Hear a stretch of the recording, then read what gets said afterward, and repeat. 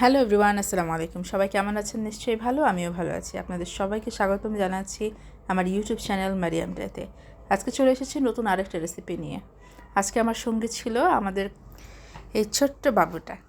ও আজকে আমাকে অনেক হেল্প করেছে। আমি বলেছি যে চলো আমরা ছাদে যাব। ছাদে গিয়ে আমরা ছাদের থেকে একটা শাক গাছ আছে, লাউ গাছ, সেখান থেকে আমরা পাতা নিব, সবজি নিব, এরপরে আমরা রান্না করব। ও বলেছে হ্যাঁ তুমি চলো, আমি তোমার সাথে যাব। ও আমাকে হেল্প করছিল। এই তো আমরা চলে যাচ্ছিলাম। ও যাচ্ছিল আর বলছিল হ্যালো গাইস, আপনারা আমার ব্লগ দেখেন। নিজে নিজে বলছিল, আমি একদম কোনো কিছু শিখাইনি। ও খুব কথা বলে, খুব চঞ্চল মাশাল্লাহ। এই তো আমরা ছাদে উঠে গিয়েছি। এখন এই গাছটা অনেক পুরনো হয়ে গেছে, হয়তো এই গাছটা উঠিয়ে ফেলা হবে, নতুন করে গাছ লাগানো হবে। এটা হচ্ছে লেবু গাছ, আর পাশেই ছোট্ট একটা পাতাবাহারি গাছ ছিল। তো এই তো শাকের পাতা, মানে পাতাগুলো নষ্ট হয়ে যাচ্ছিল। তো এই পাতাগুলোকে আবার আমরা সুন্দর করে পরিষ্কার করে নিব। সব কিছু নিইনি, শুধু পাতাগুলোই নিয়েছি, ডাঁটাগুলো নিইনি। একটা একটা করে যে যে পাতাগুলো আমার কাছে মনে হয়েছে ভালো, সেগুলোই শুধু আমি নিয়েছি। তো এই একটা দুইটা করে এরকম করে নিচ্ছি, খুব একটা বেশি না, বাস কয়েকটা পাতা নিয়েছি আমি। বাবুটা বলছিল যে আমি করে দিচ্ছি, আমি কেটে দিচ্ছি, তুমি আমাকে দাও, আমি সব পারবো। আমি বলছি তোমাকে আমি কিভাবে দেই, আমি তোমাকে পরে দিব। কাছে চাচ্ছিল, ছাদে গিয়ে এটা করছে সেটা করছে, তো আবার ধরে আছে। আমি বলছি তুমি ধরে থাকো, আমি আমি একটা একটা করে দিব, তুমি একটা একটা করে নিবে পাতা। বলছে ঠিক আছে, তুমি আমাকে দাও। দুপুরের সময় ছিল, খুব রোদ ছিল, রোদটা আজকে খুব গায়ে লাগছিল। তো খুব তাড়াতাড়ি করেই আমি এগুলো করে নিচে নেমে যাচ্ছিলাম। বললাম যে বেশিক্ষণ দাঁড়ানো যাবে না। এখন যেহেতু আবহাওয়া চেঞ্জ হচ্ছে, রোদে অনেকক্ষণ দাঁড়িয়ে থাকা যায় না,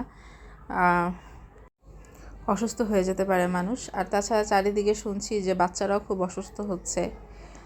আমার মেয়েটারও দুদিন খুব শরীর খুব অসুস্থ ছিল, জ্বর ছিল, ভাইরাস ছিল। বাচ্চাদের এই একটা ব্যাপার থাকে যে একটা সিজন চলে গেলে আরেকটা সিজন যখন আসে তখন বাচ্চারা অসুস্থ হয়ে যায়। বাচ্চারা না, শুধু বড়রাও হয় এরকমটা।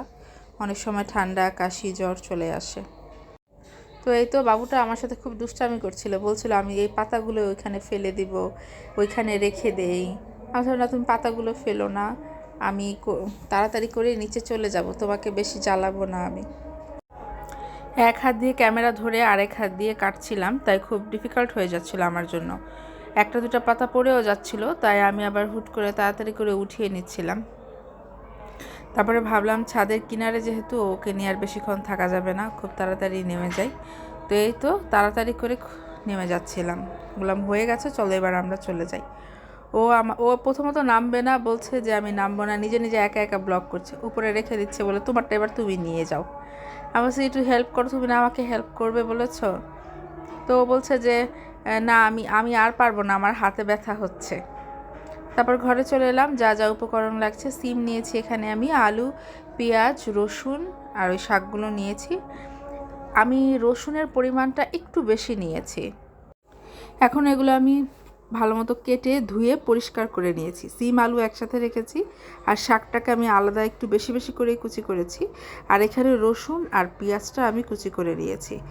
4টা মতো কাঁচামরিচ দিয়ে দিলাম। এরপরে আমি কড়াইয়ের মধ্যে তেল দিয়ে দিয়েছিলাম, পেঁয়াজগুলোও দিয়ে দিলাম। যতক্ষণ না বেরেস্তার মতো না হচ্ছে ততক্ষণ আমি এটা ভেজে নিব। তো ভেজে নিচ্ছিলাম ধীরে ধীরে। তো এগুলোর মধ্যে আমি একটু লবণ দিয়ে দিয়েছিলাম। তো লবণটা আমি দেখাতে পারিনি, স্ক্রিপ হয়ে গেছে আমার। আমি আবার যখন কিনা একটু একটু ভাজা ভাজা হয়ে আসছিল, একটু বেরেস্তার মতো হয়ে এসেছে, এরকমটা হয়ে আসলে না একটা ফ্লেভার ছাড়ে।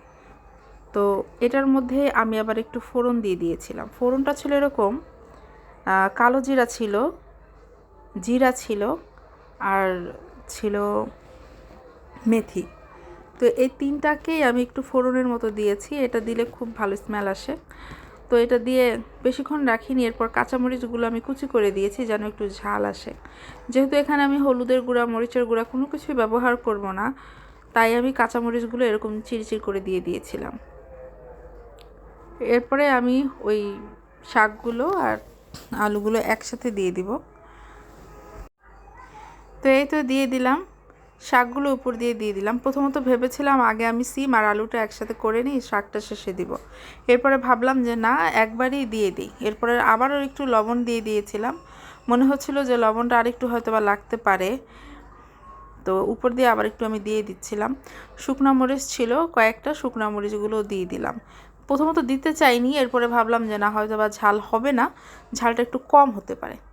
তো হয়ে গেল আমার, এই তো এটার ফাইনাল লুক। অনেক কিছু স্ক্রিপ্ট হয়ে যায়, দেখানো যায় না। যাই হোক, কেমন হয়েছে আমাকে অবশ্যই একটু কমেন্টস করে জানাবেন। আজকে এ পর্যন্তই, ভালো থাকবেন, আল্লাহ হাফেজ।